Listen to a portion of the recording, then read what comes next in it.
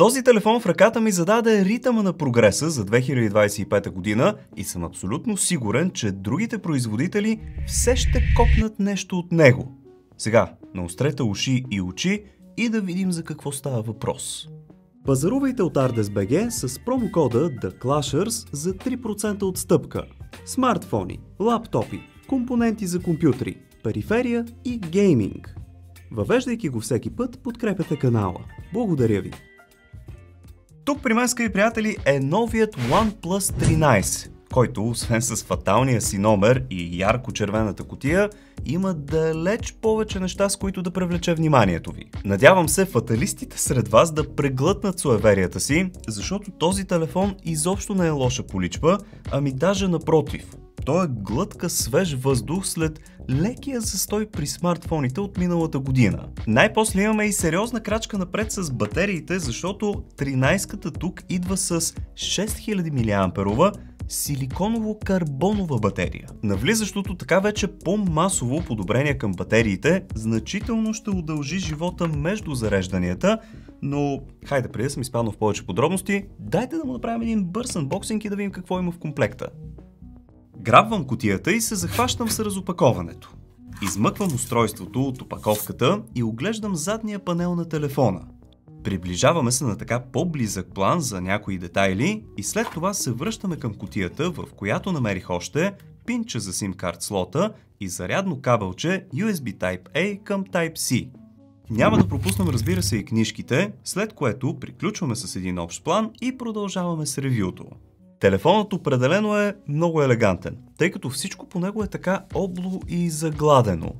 Стъкленият гръб е матиран, като под определен ъгъл може да видим и дървесни мотиви по повърхността му. Този ефект обаче е наличен само при черната разцветка. Другите два варианта са Midnight Ocean с еко кожа на гърба и като алтернатива арктическо бяло, който отново е с матирано стъкло. Рамката на шасито е алуминиева, като на нея, освен стандартните бутони за звук и включване, можем да забележим и характерния за бранда Alert Slider. Той между другото си остава доста удобен и се радвам, че не е премахнат или пък заменен с някой фотобутон. В долният край пък ще намерим USB Type-C порта за зареждане и Dual Nano SIM карт слота. От горната страна обаче така изненадващо забелязах и стъкълцето на инфрареда. Екстра, която срещам абсолютно на случайен принцип при смартфоните, независимо от ценовия им клас и която винаги одобрявам. Така може да се използвате телефона като дистанционно за всякакви уреди. Модулът на камерите е забележимо по-издаден и е изнесен леко в страни, като от марката са премахнали лъскавия елемент от миналогодишния модел. Хубавото е, че поне идва като добра контра на показалеца при захват. Устройството определено е приятно на външен вид и на допир, но като дизайн нямаме повече какво да разнищваме. Затова дайте направо да преминаваме към дисплея. LTPO AMOLED екранът е с размер от 6,82 инча и с QHD Plus резолюция от 3168 на 1440 пиксела. Динамичният рефреш рейт е от 1 до 120 Hz, като съотношението му е 19,8 към 9. Стандартната яркост достига до 1600 нита, като пиковата е цели 4500. Или накратко, отлична видимост при всякакъв тип условия, дори и жарко слънце. Цветовете му иначе са 10 битови с 100% покритие на Display P3 гамата, плюс поддръжка на HDR10+, и Dolby Vision. И не че ще тръгна да грейдвам видеята си на него, но определено е супер приятен за окото. От OnePlus са заложили на керамичен щит за дисплея, но освен това си има и фабричен протектор.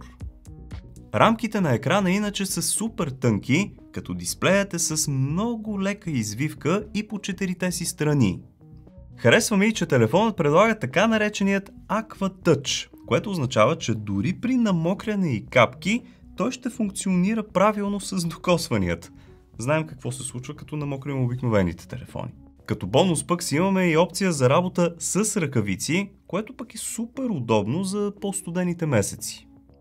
Под екрана иначе е наличен и ултрасоник сензор за отключване с пръстов отпечатък, а както обичайно, като алтернатива си имаме и Face Unlock.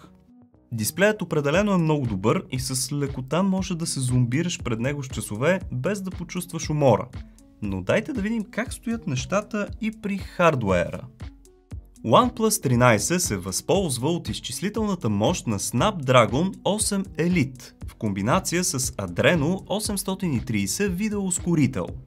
В резултат получаваме отлична производителност при гейминга и така ще може да подкарате съвременните мобилни игрови заглавия на Max графики без лаг или фрейм дропове.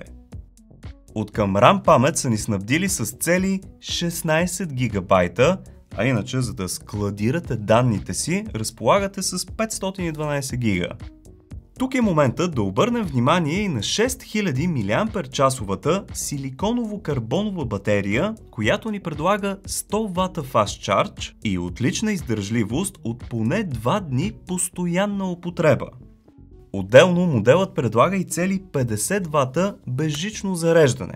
И ако искате да се възползвате от тези зарядни или стойки, които са с магнит, от марката предлагат и специален кълъв за тази цел.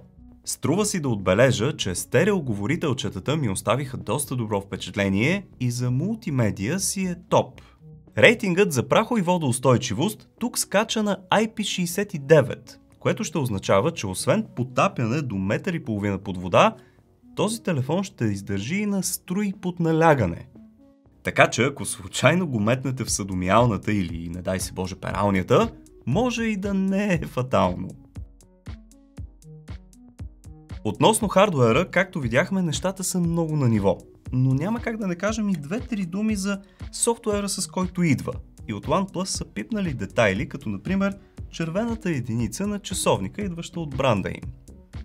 OnePlus 13 идва с интерфейса си OxygenOS 15, който си е базиран на Android 15, като марката обещава 4 години системни и 6 години апдейти по сигурността. Иначе от към екстри, AI отново има пръст във всичко. И освен андроидския Google Gemini и Circle to Search, тук имаме и PassScan. Чрез тази апликация може да сканираш билета за полета си и директно да я аплоднеш в Google Wallet. Отделно е наличен и Intelligent Search опцията, чрез която можеш интуитивно да намираш определени файлове или бележки из телефона си. Около селфи камерата може да забележите и така наречените Live Alert Capsules или интерактивни анимациики, които може би няма нужда да обяснявам откъде произхождат. Но да, ако сте искали динамичен остров в Android, ето ви го и него. Нещо, с което OnePlus са горди и е тренд в TikTok, е бързината, с която аповете се отварят на това устройство. Няма никакво изчакване, зареждането е абсолютно мигновено, както сами виждате. Няма дори и лаг. Най-накрая идва ред и на камерите, които, както виждате, са цели 3 на брой, всяка от които по 50 мегапиксела, но с различен сензор зад оптиката. Цветовото им калибриране е подпомогнато от Hasselblad, логото им е до камерите, но нека да проверим дали това означава по-добри резултати. Започвам от главната камера, която бинва на 12,5 мегапиксела и е с най-добро изпълнение и качество на снимките от 3T. Относно цветовете и Dynamic Range, бих казал, че е доста добре балансирана, като кадрите изглеждат натурални, без излишна преработка от телефона. Нощните фотоси също са добри, но с лека загуба на детайл в сенките. Главната камера ни предлага и 2 по-увеличение, което се старае да запази качеството, макар и кропа. Но аз лично винаги бих предпочел приближените кадри да са си от телефотото. То ни предлага 3 по-оптично увеличение и отново бинва на 12,5 мегапиксела, но качеството на изображението остава на доста високо ниво. Тази камера има и дигитално увеличение от по 6 по и нагоре, в случай, че желаете по-голям зум рейндж. Телефотото ни служи и за портретни кадри, като камерата добре улавя силуета на модела. Можем да кажем, че нощните снимки от нея също са на ниво. Ултрашироката пък също се представи прилично и макар кадрите от нея да клонят леко към по-топлите нюанси, те са си задоволителни. Снимките на слаба светлина също стават, но понякога са така по-бледи в сенките. Ако се кефите на макрофотографията, този телефон също предлага и тази функция. Минаваме обаче към видеотеста, като и трите сензора тук ни предлагат 4К на 60 кадра в секунда за снемане. Главната камера обаче достига до 8К на 30 FPS, но за мен лично това си остава така леко оверкил. Стабилизацията иначе се справя както трябва, стига разбира се да не сте на някой от дигиталните режими за увеличение, като например 6PO.